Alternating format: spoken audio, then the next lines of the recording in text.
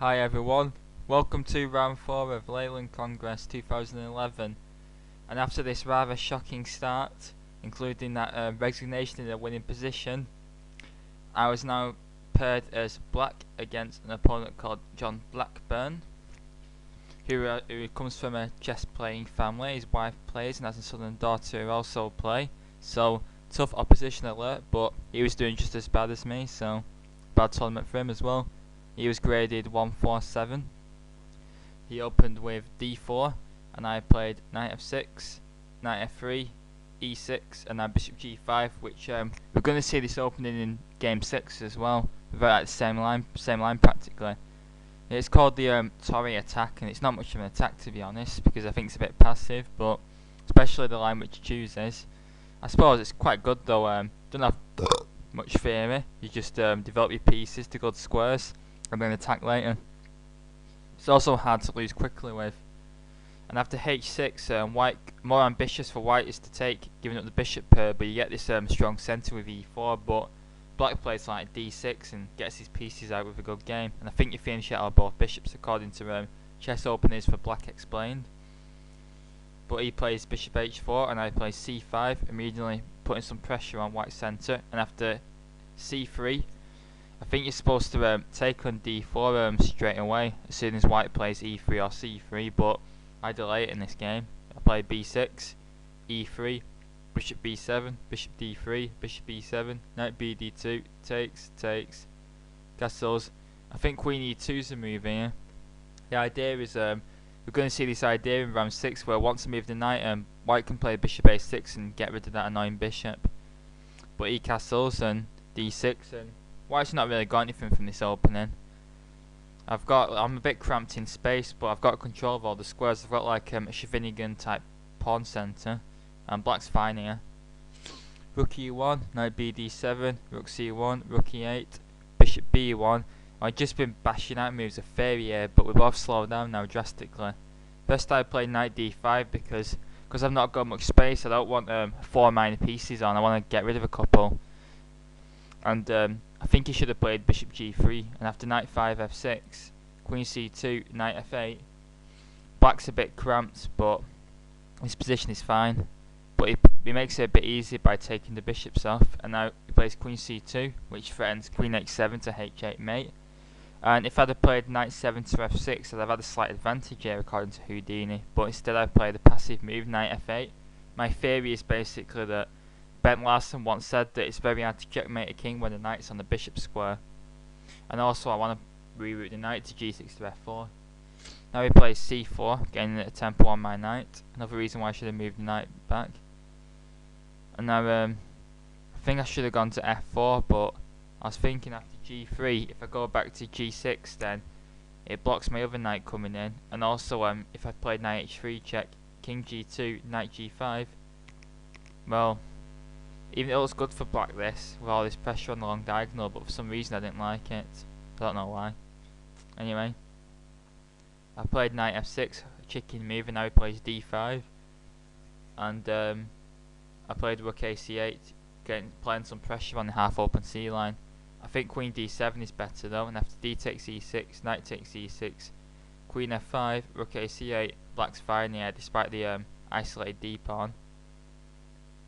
And after rook ac8 he takes an e6, and I decided well, if I take with a knight then I'm going to get this awful isolated d pawn, but so I can take it when a pawn's bad, because I now I've got these hanging pawns, and they're weak in this position because they're all like half open files and targets for attack by white's heavy pieces. Should have took with knight. And this isn't too great now, but he messes around with his queen thankfully for a bit with queen d3, just trying to find the right square. Rook cd8, queen b3, queen f7, because I've got a half open f line to work with by this capture. Another reason why I took with the pawn. But I've also weakened g6, I've got to be careful. Queen a3, another queen move.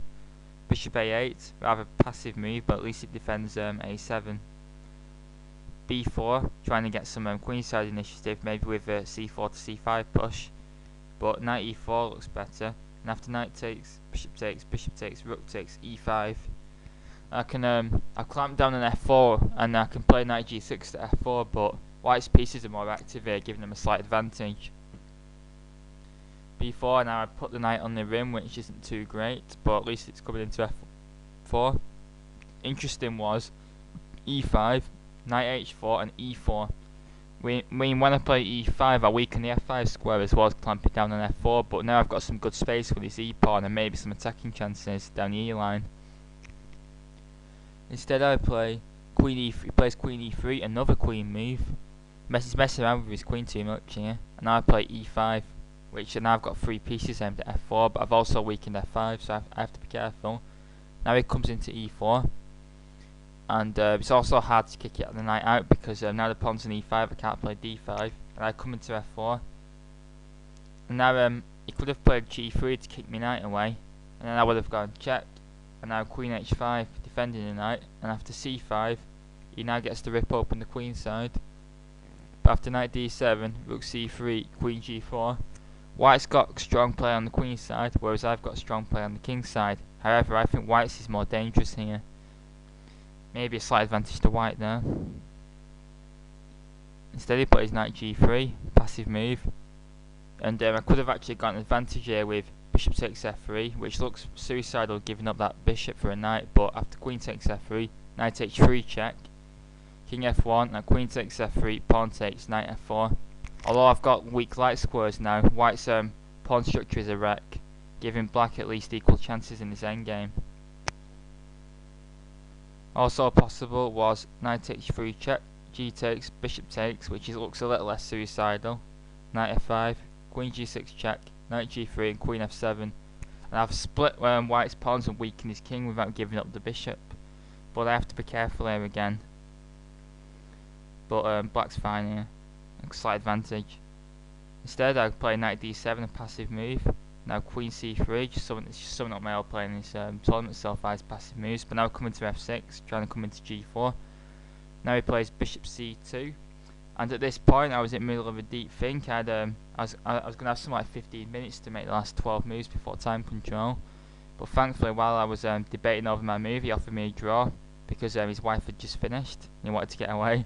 And it's a pretty dull game this, so I snapped his hand off at draw just to put me out of my misery. And I thought it was worse due to this pawn on d6, which is backward, and also that he might be playing stuff like bishop b3 and c5. But the move which I was just going to play before he offered me the draw, which was king h8, gives me a minus 0.4 advantage.